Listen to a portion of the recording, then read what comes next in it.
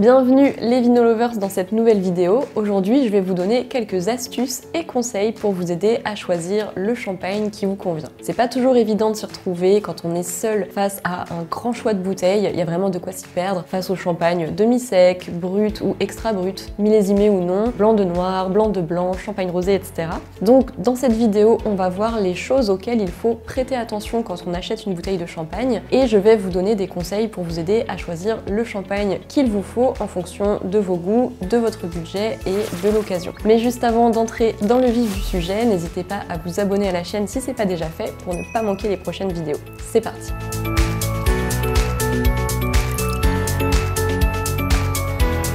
Une des premières questions à se poser au moment de choisir une bouteille de champagne, c'est quelle quantité de sucre je veux. En effet, il existe différents taux de sucre dans les bouteilles de champagne et en fonction de ça, vous n'aurez pas du tout la même sensation de douceur au moment de la dégustation. Donc voilà les catégories à connaître, du moins sucré au plus sucré. On commence avec brut nature avec moins de 3 g de sucre par litre, extra brut avec moins de 6 g de sucre par litre, brut moins de 12 g, extra dry entre 12 et 17 g, sec entre 17 et 32 g, demi-sec entre 32 et 50 g et enfin doux avec plus de 50 g de sucre par litre.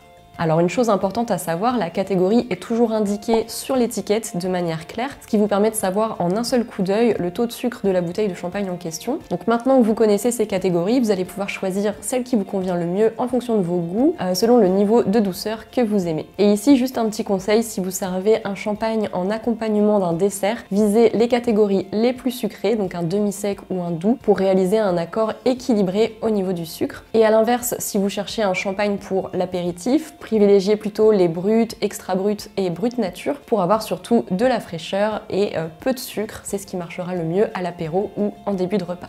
Ensuite, vous vous demandez peut-être si vous devriez opter pour un champagne millésimé ou non. Il faut savoir qu'environ 80% des champagnes ne sont pas millésimés. Ça veut dire que les producteurs mélangent les cuvées de plusieurs années de récolte pour obtenir un style toujours constant. Comme ça, chaque année, les bouteilles d'une même maison auront à peu près toujours le même goût, ce qui est pratique si vous êtes fidèle à un producteur en particulier parce que vous aimez son style de champagne. Et alors, les champagnes millésimés, quant à eux, sont élaborés à partir de la récolte d'une seule année et sont ensuite vieillis pendant au minimum 3 ans. En général, ils vont être élaborés seulement lors des meilleures années, donc lorsque les conditions climatiques ont été particulièrement bonnes pour la vigne, afin de donner des vins d'exception. Et effectivement, ils ont un style plus recherché et des arômes plus complexes et plus intenses que les champagnes non millésimés. Donc si vous aimez les notes toastées et les notes de fruits secs, c'est dans les champagnes millésimés que vous allez retrouver ces arômes de manière plus intense. Mais la contrepartie, vous vous en doutez, c'est que le prix de la bouteille sera plus élevé que pour un non millésimé. Donc ici, le choix entre un millésimé ou non, ça va dépendre principalement de votre budget. Si vous célébrez une belle occasion un peu particulière, ça peut être sympa de se laisser tenter par un champagne millésimé. Mais c'est pas fini, maintenant il faut choisir parmi les différents styles de champagne qui existent, les blancs de blanc, blancs de noir, champagne rosé, etc. Et pas de panique, on va voir ensemble les différences entre ces différents styles. Vous le savez sûrement, les champagnes peuvent être élaborés à partir de différents cépages, donc différentes variétés de raisins, et ça va avoir un impact sur le goût et les arômes du vin. Alors une chose importante, si rien n'est précisé sur l'étiquette de la bouteille, c'est qu'il s'agit très certainement d'un assemblage de raisins rouges et blancs. Les 3 cépages les plus couramment utilisés en champagne étant le pinot noir, le chardonnay et le pinot meunier. Et si jamais l'étiquette porte la mention blanc de blanc, ça signifie que ce champagne est fabriqué uniquement à partir de cépages blancs, donc dans la grande majorité des cas ça sera du chardonnay, tandis que si la bouteille porte la mention blanc de noir, c'est que ce champagne est fabriqué uniquement à partir de cépages rouges comme le pinot noir ou le pinot meunier.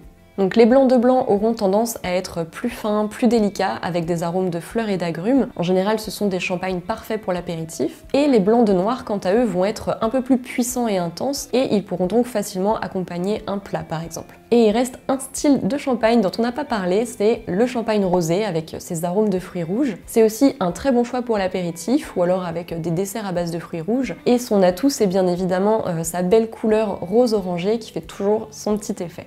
Ensuite, une autre question à se poser, c'est pour quelle occasion j'achète du champagne, puisqu'en fonction de votre budget et de l'occasion, vous allez pouvoir aiguiller votre choix vers la bouteille qu'il vous faut. On en a déjà un peu parlé, mais pour un apéritif festif, un champagne rosé ou un blanc de blanc seront bien adaptés. Vous en trouverez chez les cavistes ou en ligne à partir d'environ 30 €. Si vous avez un budget plus bas, je vous conseille de partir sur un champagne brut classique. Là, vous en trouverez facilement autour de 20 €. Si vous célébrez une grande occasion ou que vous avez envie de vous faire plaisir et que vous avez du budget, à ce moment-là, un champagne millésimé sera parfait. On en trouve à partir d'environ 50 €, mais après, bien sûr, ça peut monter bien plus haut en fonction des cuvées et des domaines.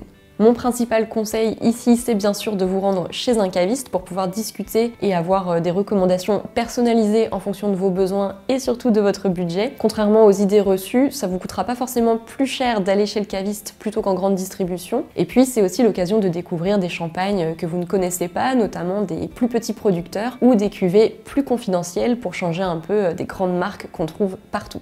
Si vous n'avez pas de caviste près de chez vous, vous pouvez jeter un œil en ligne. Moi, il y a un site que j'aime bien et sur lequel on trouve énormément de références dans toutes les gammes de prix. C'est le site enviedechamp.com. Donc c'est pas du tout sponsorisé ou quoi. C'est juste un site sur lequel j'ai commandé pas mal de fois quand je cherchais des références précises et j'ai toujours été hyper contente. Donc je vous le recommande, mais il y a certainement plein d'autres sites internet qui sont très bien aussi. Donc n'hésitez pas à les partager en commentaire si vous en avez.